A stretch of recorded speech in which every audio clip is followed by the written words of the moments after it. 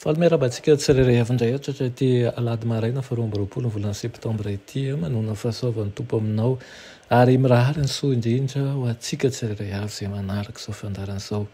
Aloha andirantsika ny amin'ny mofinainana io dia vavaksika. Ry Tompoandriamanitra io misaotra anao izahay satria mbola nomenao an'izao tombontsoa lehibe izao indray, afaka mandray anao izahay, afaka miaona aminao, afaka mihavana aminao. Irainay tokoa manko raha ianao no hialoha lalana anay amin'ny zavatra rehetra satria tianay ny andraisanay ny fandresena miaraka aminao. Aminaran'i Jesosy, amen. Lohaten'ny mofinainantsika androany dia manao hoe tena ilaina indrindra ny fahasoavan'Andriamanitra. Alaina amin'ny Korinthiana voalohany toko 7:20 manao hoe fa raha mitory ny filazantsara aho dia tsy misy horeharehako. Amen. Mahatonga antsika hanana firaisana isan'andro amin'Andriamanitra ny fiovam-po-tena izy. Hisy ny fakapana ho sedraina ary irina mahery no misintona antsika hiala amin'Andriamanitra, hiverina amin'ny toetry ny tsy firahana mihitsy nisy teo aloha sy ny fanadinoan'Andriamanitra noho ny fahotana.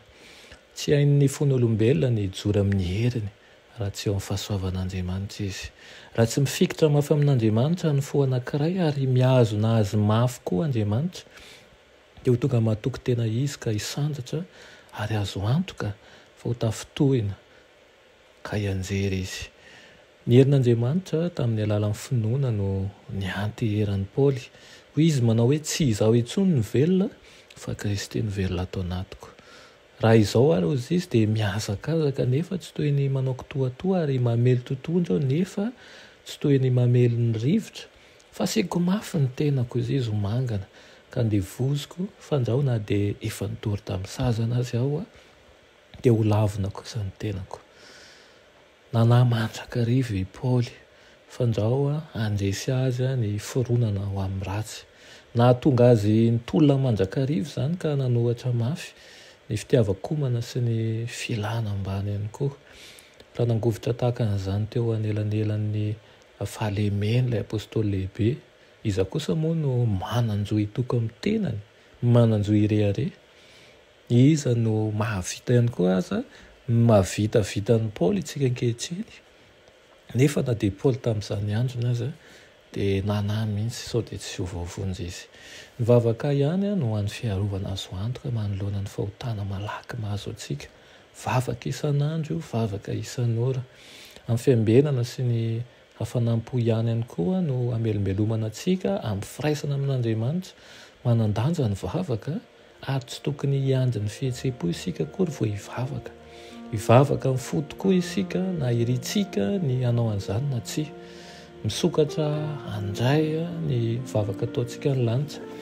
Ny vavaka ihany koa ny fantsona izay mitondra ny fankasitrahantsika sy ny fanirian'ny fanahy ny fitahian'ny lanitra eo amin'ny seza fiandrianan'Andriamanitra mba hiverenana izany amintsika. Tahaka ny ranonorana izay mamelombelo ny fahasoavana.